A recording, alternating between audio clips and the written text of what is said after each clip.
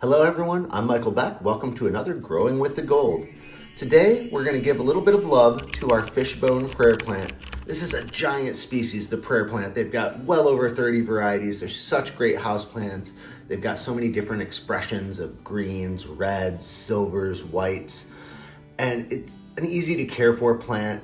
This one's native to Brazil. It's a Tenanthe burl marxi, named after an architect, famous Brazilian architect.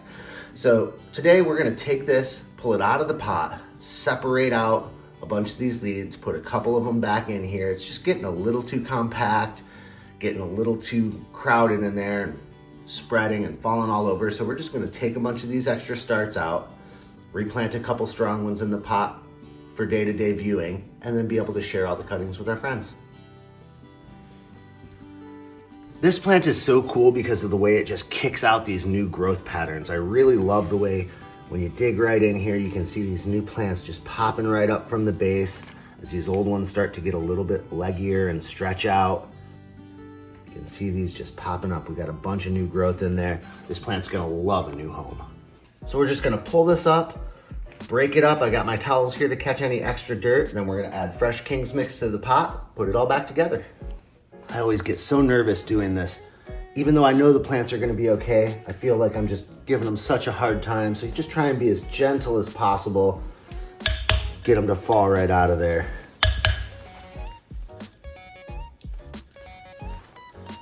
You see the root system's held together really well. For today's golden insight, when you're repotting a plant, taking it apart, separating it like this, make sure that it's nicely moistened. You don't want to water it right before. You don't want it to be super dry. Give it a drink the night before so the soil is soft and will fall away easily from those extra roots, and you won't have to tear as much of the root to get it out. You can see these ones just want to stay together. That's a big clump. I'm going to leave these for now until we get through the rest of it. This might be the new piece that just goes right back in the same pot. Now that we see how cleanly the rest of these have come apart, I'm gonna try and break this one down just a little further. You can see each group has at least a little bit of roots to get it going for the next time, and a couple well-established leads. One thing I really like to do when replanting plants, especially when I know the roots are gonna be up at the top and taking a while to migrate down to the bottom, is I like to give a little extra fertilizer charge in the bottom of the pot where I know it's safe. It'll start to break down before those roots get to it, and it'll give that plant an extra boost when those roots really take hold and get deep in the pot. Today, I'm gonna give a little bit of the all-purpose 555 with 5% calcium that you'll be seeing on shelves this spring. Be sure to check it out. I'm gonna just throw a tablespoon or two down in the bottom, mix it in well, and cover it with fresh soil that's a little bit more gentle for those tender roots.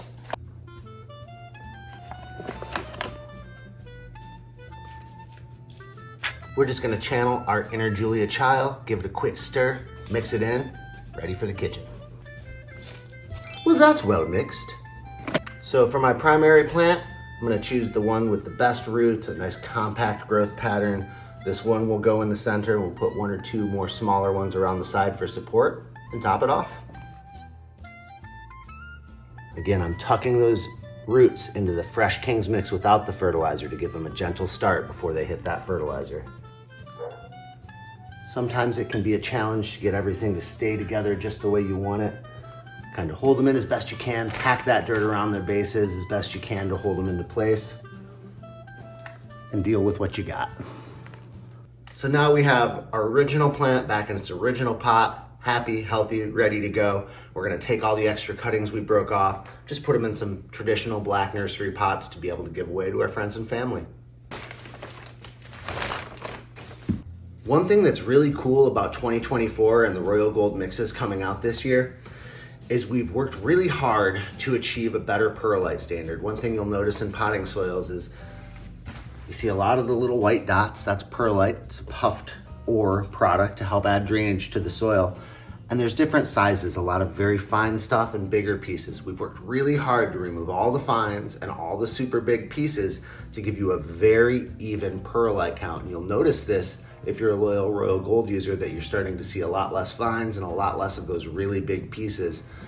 And the important part about that is it stabilizes your air-filled and water holding capacity so you have a more consistent medium for all of its uses.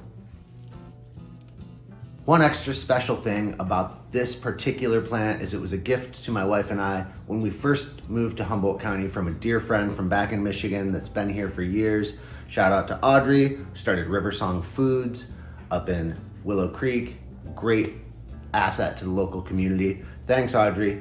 20 years later, it's still going. You can check out Audrey's new art project at River Blue Cyan on Instagram. And as always, our final step, just give them a quick, gentle drink to settle that soil in around the roots and watch your new plant babies thrive.